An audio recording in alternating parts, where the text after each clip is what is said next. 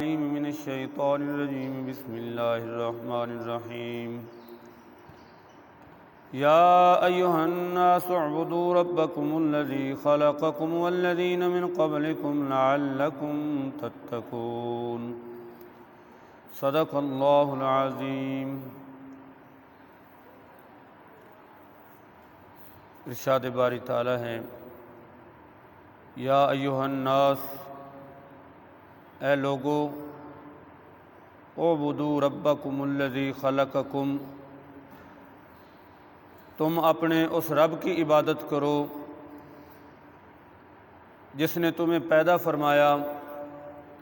والذین من قبلکم، اور ان لوگوں کو پیدا فرمایا جو تم سے پہلے تھے،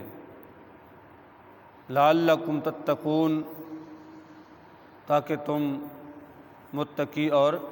پرہیزگار بن جاؤ۔ سورہ بقرہ کے شروع میں 3 طرح کے لوگوں کا تذکرہ ہوا، 3 گروہوں اور 3 جماعتوں کے حالات و واقعات اور ان کے خواص کو بیان فرمایا گیا۔ پہلی جماعت، پہلا گروہ، پہلا طبقہ مومنین، متقین، مخلصین کا، جن کے بارے میں ارشاد فرمایا گیا کہ وہ غیب پر ایمان رکھتے ہیں، یؤمنون بالغیب ویقیمون الصلاۃ، اور نماز قائم کرتے ہیں اور اللہ تعالیٰ کے دیے ہوئے رزق سے مال خرچ کرتے ہیں، تو ان کی فلاح اور کامیابی کا اعلان بھی فرمایا گیا۔ اور دوسرا طبقہ کافروں کا تھا، جو ظاہر سے بھی کافر ہیں، جن کا ظاہر بھی کافر ہے اور باطن بھی کافر ہے، تو ان کا تذکرہ فرمایا، ان کے حالات و واقعات کو ذکر کیا اور ان کی ضد ہٹ دھرمی کو بیان فرمایا، اور ساتھ یہ بھی فرمایا کہ اللہ تعالیٰ نے ان کے دلوں پر مہر لگا دی ہے۔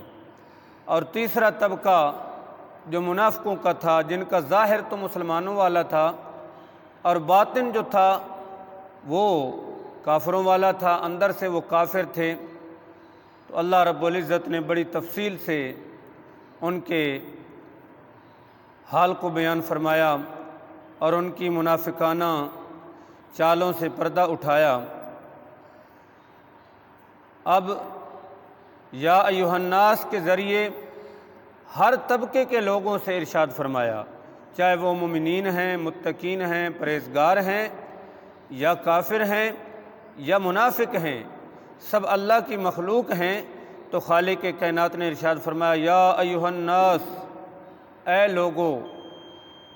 الناس سے مراد سارے لوگ ہیں، چاہے مومنین، متقین، مخلصین ہیں، چاہے وہ کافر ہیں یا منافق ہیں، سب سے ارشاد فرمایا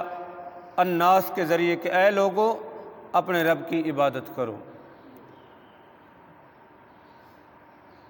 جس نے تمہیں پیدا فرمایا۔ تو یہاں توحید ربوبیت سے توحید الوہیت پر استدلال کیا گیا، کیونکہ جس طرح مسلمانوں کا عقیدہ ہے کہ ہر شے کا خالق اللہ ہے، مومنین متقین کا عقیدہ ہے کہ ہر شے کا خالق اللہ ہے، اسی طرح کافر منافق بھی اس بات کو تو تسلیم کرتے ہیں کہ ہر شے کا خالق اللہ ہے۔ تو بتلایا گیا کہ جب یہ تم مانتے ہو کہ سب کا پیدا کرنے والا اللہ ہے، سب کا خالق اور مالک اللہ ہے، اور جب خالق اور مالک سب کا پیدا کرنے والا اللہ ہے تو سب کا رب بھی وہی ہے، اور جب سب کا رب وہ ہے تو پھر مستحق عبادت بھی وہی ہے۔ اگر یہ مانتے ہو کہ سب کے پیدا کرنے والا اللہ ہے اور سب کا رب اللہ رب العزت کی ذات ہے، تو پھر یہ مان لو کہ عبادت کے لائق بھی وہی ذات ہے۔ اس لیے ارشاد فرمایا گیا اے لوگو، عبادت کرو اپنے اس رب کی جس نے تمہیں پیدا فرمایا۔ تو جس نے تمہیں پیدا فرمایا تو تمہارا خالق اللہ، جب تمہارا خالق اللہ ہے تو تمہارا رب بھی وہی ہے، جب تمہارا رب وہی ہے تو پھر مستحق عبادت بھی وہی ہے، عبادت اسی کی کرنی چاہیے، کسی اور کی عبادت جو ہے وہ مناسب نہیں، اور عبادت غیر اللہ کی زیب دیتی ہی نہیں ہے۔ یہاں عبادت کرنے کا حکم دیا گیا تو مومنین متقین کو عبادت کے حکم کا مطلب کیا، اور منافقین اور کافرین کو عبادت دینے کا مطلب کیا ہے؟ تو مومنین کو عبادت کا حکم دینے کا مطلب یہ ہے کہ اے ایمان والے مخلصین مومنین، تم نے کلمہ پڑھا، رسول اللہ کی غلامی اختیار کی، تو اس کو ہمیشہ کے لیے قائم رکھنا۔ یہاں مومنین کو عبادت کرنے کا جو حکم دیا گیا تو اس کا مطلب یہ ہے کہ تم اس پر ہمیشہ ثابت قدم رہو، اس پر دوام اختیار کرو، اور کافروں کو منافقوں کو جو عبادت کا حکم دیا گیا تو اس کا مطلب یہ ہے کہ تم منافقت کو ترک کر کے خالص اپنے رب کی عبادت کرو۔ جس طرح تمہارا ظاہر ہے اسی طرح تم اپنے باطن کو بھی بناؤ۔ تو یہ اندر سے پلیدی نکال کر خبث جو ہے اسلام کے خلاف اور بانی اسلام کی دشمنی جو ہے اس کو دل سے نکال کر پکے سچے مخلص مومن بن جاؤ۔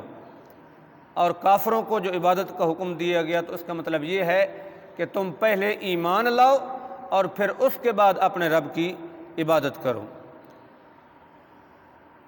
تو تمہیں بھی اسی نے پیدا فرمایا اور تم سے جو پہلے لوگ ہیں سب کا خالق اللہ ہے۔ لعلکم تتقون، یہ حکم کیوں دیا گیا کہ تم سب اپنے پروردگار کی عبادت کرو؟ اس لیے کہ تم متقی اور پرہیزگار بن جاؤ۔ تو اس سے پتہ چلا کہ تقوی کا دار و مدار عبادت پر ہے، پرہیزگاری کا دار و مدار عبادت پر ہے، اور متقی وہی ہوگا جو عابد ہوگا، اور متقی وہی ہوگا جو عابد ہوگا، اور عابد ہی کو اس عبادت کا فائدہ ہوگا کہ وہ متقی اور پرہیزگار بن جائے گا۔ تو تقوی کا دار و مدار اللہ تعالیٰ کی عبادت پر ہے، بغیر عبادت کے تقوی کا دعویٰ یہ غلط ہے۔ اللہ رب العزت اپنی بارگاہ میں جھکنے اور صحیح معنوں میں اپنی عبادت کرنے کی توفیق عنایت فرمائے۔